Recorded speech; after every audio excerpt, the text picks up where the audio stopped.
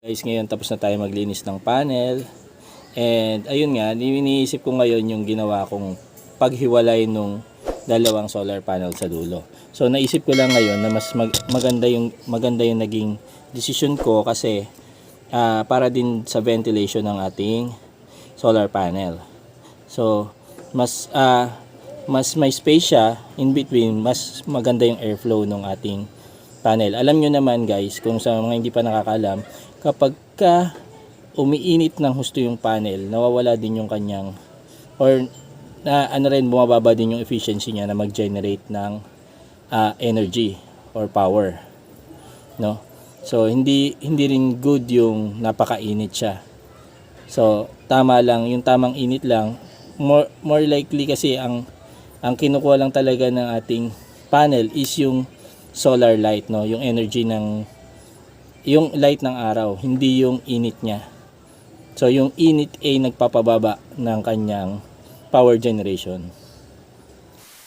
So ang i-advise ko sa inyo, kung malaki yung space nyo sa inyong roof, is mag-alat kayo ng space between panels. I know kung ano, depende rin na rin sa preference nyo, or kasi kung ang panel nyo is medyo mataas yung ano niya, yung space niya, yung clearance niya sa bubong, katulad sa akin kasi mababa lang, no, yung L-foot lang yung length niya. So rough estimate is about 4 inch from roof, no, yung space ng panel sa ating bubong, yung clearance niya. So kung mas mataas siya, wala kayong problema kung dire-diretso yung solar panel nyo, no?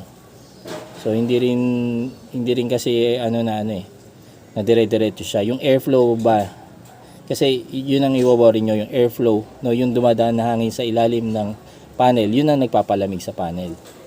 So pag may dumadaan na hangin, is napapalamig niya yung panel, at the same time napapataas ng airflow yung generation ng energy generation ng ating power, na ating solar panel.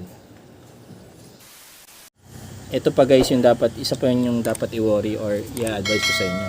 So yung connection natin ng mga wiring, is hanggat maaari, i-advise ko sa inyo is iangat nyo siya from roof, no? Huwag nyo siyang papasayarin lang doon sa roof, kasi since wino-worry nga natin is sobrang umiinit yung panel at bumababa yung efficiency ng ating power generation. Ganun din ang mangyayari kung yung wiring natin is nakasayad sa bubong. So gagamit tayo ng either, kung nag-work sa inyo yung flexible hose, gagamitin niyo yung flexible hose, and then kung meron kayong mica tube, pwede rin gumamit kayo ng mica tube.